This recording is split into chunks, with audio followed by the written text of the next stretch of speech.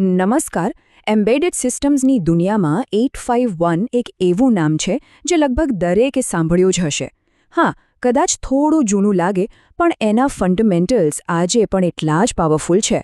પણ શું આપણે એને ખરેખર એટલું સારી રીતે જાણીએ છીએ જેટલું આપણે માનીએ છીએ? તો ચાલો આજે એક મજાની નોલેજ ચેલેન્જ લઈએ અને જોઈએ કે આપણું જ્ઞાન કેટલું પાક્કું છે. તો આ ચેલેન્જમાં આપણે શું જોવાના છીએ? જુઓ, પહેલા રાઉન્ડમાં આપણે ટાઈમર્સ, મોડ્સ અને રજિસ્ટર્સની વાત કરીશું. પછી જઈશું ઇન્ટરપ્ટ્સની ગૂંચવણભરી દુનિયામાં અને છેલ્લે રૂટીન્સ અને પ્રાથમિકતા ઉપર એક નજર. અને હા, અંતે તો સ્કોરકાર્ડ છે જ, જોવાનું છે કે કોણ કેટલા પાણીમાં છે. ઘણીવાર એવું લાગે છે કે અરે 851 એ તો આવડે જ નહીં, પણ સાચું કહું, એની અમુક એવી ઝીણી ઝીણી વાતો છે જે સારા લોકોને પણ ગૂંચવી દે છે. તો આજે આપણે એ જ નાની પણ મહત્વની વિગતો પર આપણા જ્ઞાનની કસોટી કરવાના છીએ. તૈયાર છો? અને હા, આ કોઈ હવામાંથી આવેલા સવાલો નથી હો. આપણે જે પણ વિધાનો અહીં જોવાના છીએ એ બધા સીધા ટેકનિકલ ગાઈડ્સમાંથી લીધેલા છે. એટલે કે આપણે MCU 8055ના એકદમ કોર કોન્સેપ્ટ્સને ટેસ્ટ કરવા જઈ રહ્યા છીએ. તો ચાલો હવે વધુ સમય બગાડ્યા વિના શરૂ કરીએ. તો રાઉન્ડ 1 અને એ છે ટાઈમર્સ, મોડ્સ અને રજિસ્ટર્સ. સાચું કહું ને તો આ 8051નું દિલ છે, એનું એન્જિન. બધો ખેલ અહીંથી જ તો શરૂ થાય છે. ઓકે, તો પહેલું જ વિધાન સ્ક્રીન પર છે. ધ્યાનથી વાંચો. 8051માં ટાઈમર મોડ 0 એ 13-બીટ ટાઈમર મોડ છે. શું લાગે છે, સાચું કે ખોટું? જરા વિચારો. અને જો કોઈએ સાચું વિચાર્યું હોય તો બિલકુલ સાચો જવાબ છે. ખૂબ સરસ. પણ આ સાચું કેમ છે? જુઓ, 8051 પાસે કોઈ સીધું 13-બીટનું રજિસ્ટર નથી. એ બહુ સ્માર્ટલી કામ કરે છે. એ ટાઈમર લો એટલે કે TL0ના આખા 8 બિટ્સ લે છે અને ટાઈમર હાઈ એટલે કે TH0ના ઉપરના 5 બિટ્સ લે છે. અને બસ 8 વત્તા 5 થઈ ગયા 13 બિટ્સ. કેવું સ્માર્ટ એન્જિનિયરિંગ! ચાલો આગળ વધીએ. બીજું વિધાન. ટાઈમર ક્લોક ફ્રીક્વન્સી હંમેશા ક્રિસ્ટલ ફ્રીક્વન્સીના 1/12મા ભાગની હોય છે. આ 8051ના ટાઈમિંગનો એકદમ બેઝિક સવાલ છે. શું કહેવું છે આના પર? અને હા, આ વાત પણ એકદમ 100% સાચી છે. આ 8051ના આર્કિટેક્ચરનો એક ફંડામેન્ટલ નિયમ છે જેને બદલી ન શકાય. તો આ 1/12નો આંકડો આવ્યો ક્યાંથી? બહુ સિમ્પલ છે.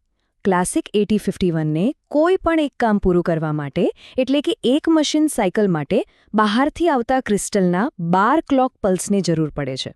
બસ આ જ એનું ગણિત છે અને આ ટાઈમિંગ જ બધું કંટ્રોલ કરે છે. ઓકે, ટાઈમર પર છેલ્લો સવાલ આ મોડ 2 વિશે છે. વિધાન એમ છે કે ટાઈમર મોડ 2માં ઓવરફ્લો થવા પર TH રજિસ્ટર આપમેળે TLમાં ફરીથી લોડ થાય છે. આ ઓટો રીલોડવાળી વાત સાચી છે કે ખોટી? હા, બિલકુલ સાચું. અને આ જ તો મોડ 2ની ખાસિયત છે. આ ઓટો રીલોડ ફીચરને કારણે જ તો એનો ઉપયોગ સિરિયલ કોમ્યુનિકેશન માટે, બોડ રેટ જનરેટ કરવા માટે કે પછી કોઈ કામ વારંવાર એક જ સમયે કરવા માટે સૌથી વધુ થાય છે. બહુ જ પાવરફુલ ફીચર છે આ. ચાલો, તો હવે ટાઈમર રાઉન્ડ પૂરો. હવે આવીએ છીએ બીજા રાઉન્ડમાં. ઇન્ટરપ્ટ્સ એટલે કે 8051 કેવી રીતે બહારની દુનિયાની ઘટનાઓ પર ધ્યાન આપે છે અને રિએક્ટ કરે છે. આ બહુ જ રસપ્રદ ટોપિક છે. તો ચાલો શરૂ કરીએ આ વિધાનથી. 8051માં બધા ઇન્ટરપ્ટ્સ માસ્કેબલ છે. આનો મતલબ એ છે કે શું આપણે સોફ્ટવેરથી કોઈ પણ ઇન્ટરપ્ટને ઇગ્નોર કરવા માટે કહી શકીએ? શું આ વાત સાચી છે? હા, આ એકદમ સાચું છે. માસ્કેબલ શબ્દનો સીધો મતલબ જ એ છે કે આપણે એને માસ્ક કરી શકીએ, એટલે કે છુપાવી શકીએ. અને આ કામ કરવા માટે આપણી પાસે છે સ્પેશિયલ IE રજિસ્ટર, એટલે કે ઇન્ટરપ્ટ એનેબલ રજિસ્ટર. ઓકે, હવે એક ટ્રિકી સવાલ આવે છે, જ્યાં મોટાભાગના લોકો ભૂલ કરે છે. ધ્યાનથી સાંભળજો. જ્યારે ઇન્ટરપ્ટ સર્વિસ રૂટીન ISR ચાલે છે, ત્યારે TF0 ફ્લેગ હાર્ડવેર દ્વારા આપમેળે ક્લિયર થઈ જાય છે. સાચું કે ખોટું? અને આ વિધાન બિલકુલ ખોટું છે. આ એક બહુ મોટી ગેરસમજ છે. તો સાચો નિયમ શું છે? જુઓ, આપણે IE રજિસ્ટરથી ઇન્ટરપ્ટને આવતા રોકી શકીએ છીએ, એને માસ્ક કરી શકીએ છીએ. પણ જે ફ્લેગને કારણે ઇન્ટરપ્ટ આવ્યો છે, જેમ કે ટાઈમર ઓવરફ્લો ફ્લેગ TF0, એને હાર્ડવેર જાતે ક્યારેય ક્લિયર નહીં કરે. એ કામ આપણે આપણા કોડમાં જાતે જ કરવું પડે. જો આ કરવાનું ભૂલી ગયા તો પ્રોગ્રામ એ જ ઇન્ટરપ્ટમાં વારંવાર ફસાયેલો રહેશે. આ એક ક્લાસિક ભૂલ છે જે બધાએ યાદ રાખવી જોઈએ. ઓકે, 2 રાઉન્ડ પૂરા. હવે આવીએ છીએ આપણા ફાઇનલ રાઉન્ડ પર, રૂટીન્સ અને પ્રાયોરિટીઝ. એટલે કે ઇન્ટરપ્ટ પૂરો થયા પછી શું કરવું, અને જ્યારે એકસાથે 2 ઇન્ટરપ્ટ આવે ત્યારે કોને પહેલા પ્રાધાન્ય આપવું. અહીં પણ એક બહુ સામાન્ય કન્ફ્યુઝનવાળો સવાલ છે. વિધાન છે, ઇન્ટરપ્ટ સર્વિસ રૂટીનમાંથી પાછા ફરવા માટે RET સૂચનાનો ઉપયોગ કરવો જોઈએ. શું આ સાચું છે? ના, જરાય નહીં. આ બિલકુલ ખોટું છે. અને સાચું કહું ને તો આ એક એવી ભૂલ છે જે આખા પ્રોગ્રામને બરબાદ કરી શકે છે. તો સાચું શું છે? જુઓ, RET અને RETI બંને રિટર્ન માટે છે, પણ બંનેમાં જમીન આસમાનનો ફરક છે. RETનો ઉપયોગ કોઈ સામાન્ય ફંક્શન કે સબરૂટીનમાંથી પાછા આવવા માટે થાય છે, પણ જ્યારે ઇન્ટરપ્ટની વાત આવે ત્યારે ફક્ત અને ફક્ત RETI એટલે કે રિટર્ન ફ્રોમ ઇન્ટરપ્ટ જ વાપરવી પડે. કેમ?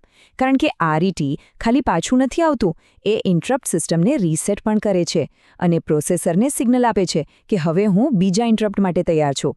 જો RET વાપર્યું તો ઇન્ટરપ્ટ સિસ્ટમ બસ ત્યાં જ અટકી જશે. અને આ સાથે જ આપણા બધા રાઉન્ડ પૂરા થાય છે. તો હવે સમય છે ફાઇનલ સ્કોર કાર્ડનો. ચાલો જોઈએ કે આ ચેલેન્જમાં આપણું પ્રદર્શન કેવું રહ્યું. તો આ રહ્યું આપણું ફાઇનલ સ્કોર કાર્ડ. અહીં સાચા અને ખોટા વિધાનોનો આખો સારાંશ છે. આના પરથી એક વાત તો પાક્કી છે કે 8051માં નાની નાની વિગતો પર ધ્યાન આપવું કેટલું જરૂરી છે. અને આ જ આપણને એક મોટા સવાલ પર લાવીને મૂકે છે. માની લીધું કે 8051 દાયકાઓ જૂની ટેકનોલોજી છે, પણ આજે પણ એ આપણને એવા કયા ફંડામેન્ટલ કોન્સેપ્ટ શીખવે છે જે આજના સુપર એડવાન્સ્ડ એમ્બેડેડ સિસ્ટમ્સનો પાયો છે. જરા વિચારવા જેવો સવાલ છે, ખરું ને?